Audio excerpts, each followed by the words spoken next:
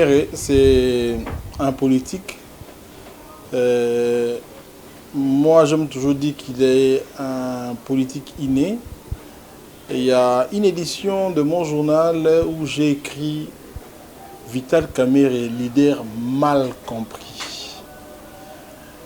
En fait, dans cette édition, j'expliquais un peu qui est Vital Kamere. Vital Kamere, c'est un politicien qui a des convictions. Et un politicien qui a une vision. Et un politicien qui a de l'avenir. En fait, Vital Kamere a été conseiller, directeur de cabinet de ministres par le passé sur Mobutu et est arrivé à être politique proche de Mzee Laurent Désiré Kabila et il est redevenu encore plus proche du président Joseph Kabila. Malheureusement, ils se sont quittés, puis il a rebondi comme membre de la coalition, dont l'un des grands leaders de la coalition Cash. Et en parlant de ça, je vais revenir un tout petit peu. Avec Mzee Laurent Désiré Kabila, Vital Kamere était ses collaborateurs qui ne disaient que la vérité au président de la République. Ça l'a valu d'ailleurs une fois, on l'a arrêté d'ailleurs par Mzee Laurent Désiré Kabila parce qu'il lui a dit des vérités crues, sans masque, sans gants. Et puis, le même jour, Mzee Laurent Désiré Kabila l'a approché pour lui dire que il y a des choses que tu ne peux pas me dire devant mes enfants. Il parlait de Joseph Kabila qui était son fils. Tu ne peux pas me dire ça devant mes enfants parce qu'ils auront peur de la continuation. Et Vital Kamere, c'est Vital aussi, qui s'est revitalisé en étant du côté de Joseph Kabila, qui d'ailleurs va écrire tout un livre pour expliquer pourquoi il a choisi Joseph Kabila comme mentor, comme leader d'un mouvement politique. Il s'est expliqué, ceux qui ont eu le courage de les lire, il a dit des choses dans ses livres. Et vous le savez, quand ils se sont rendus à Genève, à Genval d'ailleurs, pour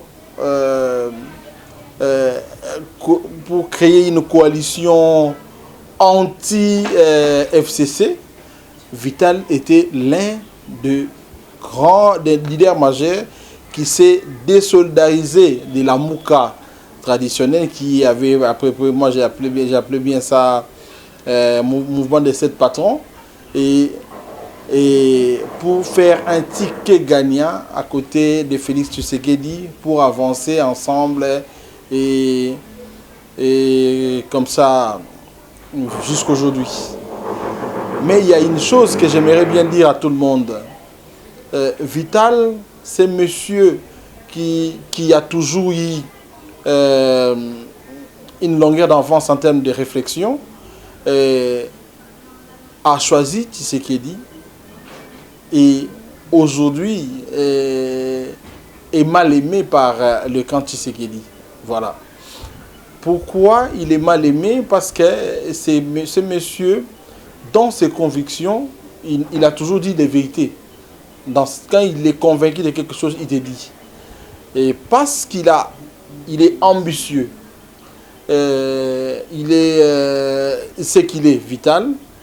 Et aujourd'hui, vous le savez peut-être, on ne veut pas de lui, selon les analyses des rues, des coins, des salons IP, parce qu'il y a des intentions pour faire autre chose. Mais Vital, que moi je connais, Vital, et c'est lui qui a des convictions.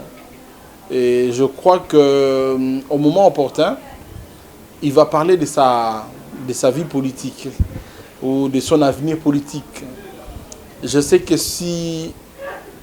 qu'il a été blessé, mais ce que je sais aussi, c'est quelqu'un qui est habitué aux blessures et bon, en morsure du serpent, parce qu'il sait qu'il a aussi des antidotes et ces morsures ne le feront rien.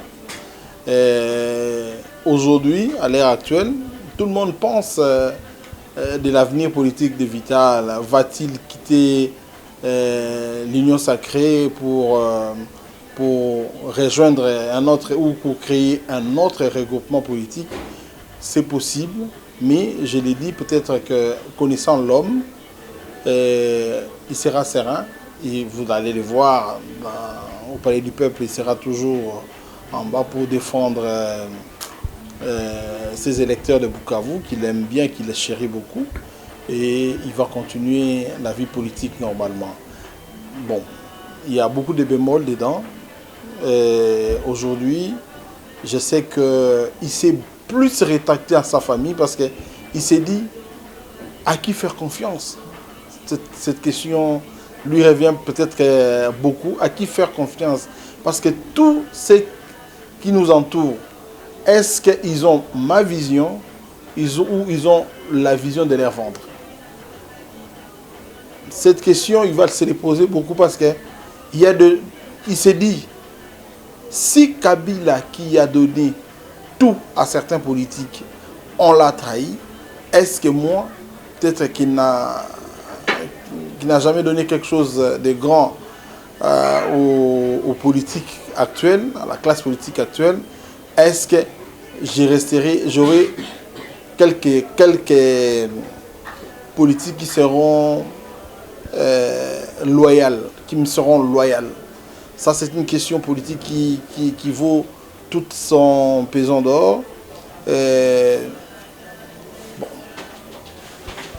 Moi-même, je ne sais pas me donner beaucoup de réponses parce que je me dis, avec la classe politique que nous avons, la classe ventriote, au lieu de la classe politique patriote, ce sont des questions qui vont beaucoup se poser et il a raison de reculer, d'être un peu entouré de sa famille, famille biologique bien sûr, pour se poser ces questions et trouver des bonnes réponses. Parce que s'il trouve de très mauvaises réponses, ça veut dire qu'il va continuer à œuvrer dans la politique sans qu'il y ait un peu de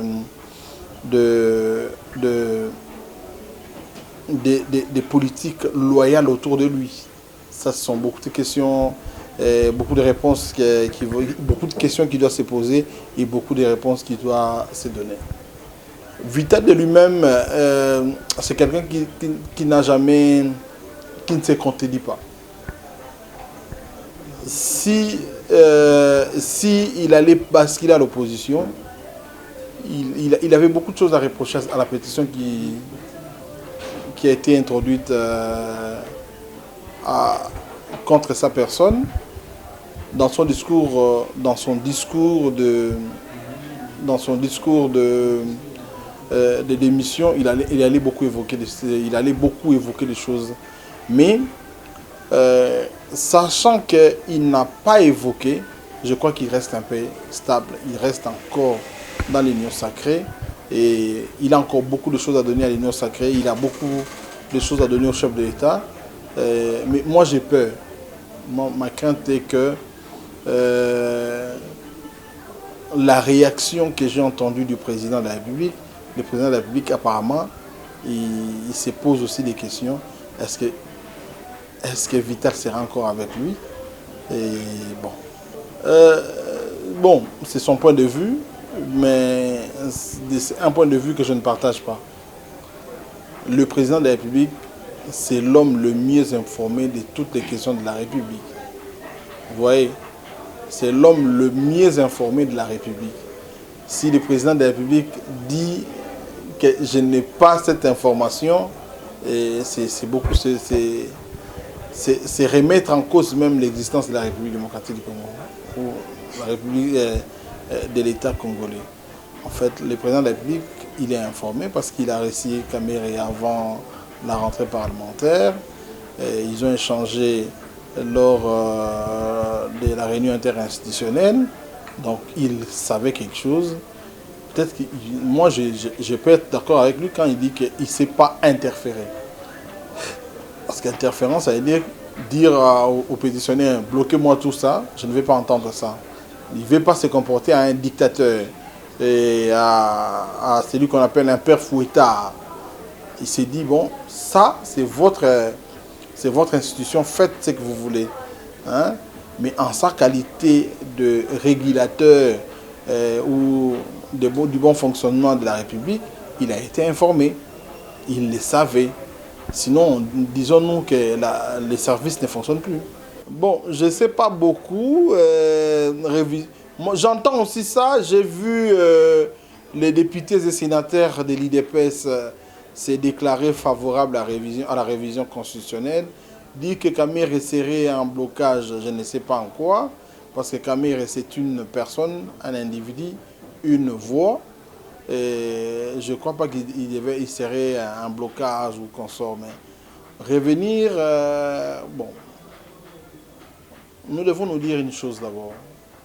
Pourquoi nous voulons réviser la Constitution? Si c'est pour l'intérêt national, ça va. Mais si c'est pour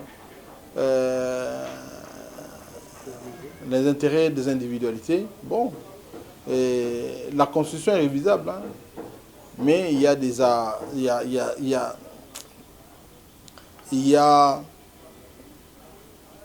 des articles que la Constitution elle-même a verrouillés. Je ne sais pas, peut-être que c'est... Bon, moi je ne sais pas spéculer autour de la révision constitutionnelle, je ne sais pas spéculer, parce que le président en avait parlé au mois de décembre, il n'en parle plus. Puis après la chute de Camille, je n'ai pas entendu le président de la République parler de la révision constitutionnelle. J'ai entendu par contre les députés et sénateurs de l'IDPS parler au nom du chef de l'État qui vont réviser la Constitution. Mais c'est un mécanisme, il faut déclencher maintenant. Il faut faire des propositions, il faut commencer à réfléchir sur ça. Bon. Si on se dit que c'est le président de la République qui a déclenché ces mécanismes de révision constitutionnelle actuellement, ça veut dire que nous allons stopper un peu avec les mandats. Parce que à la fin, en 2028, les Congolais vont demander au président de la République qu'as-tu fait du mandat que nous t'avons donné? Est-ce que la réponse sera que j'ai révisé la Constitution? Je ne crois pas. C'est bon, merci.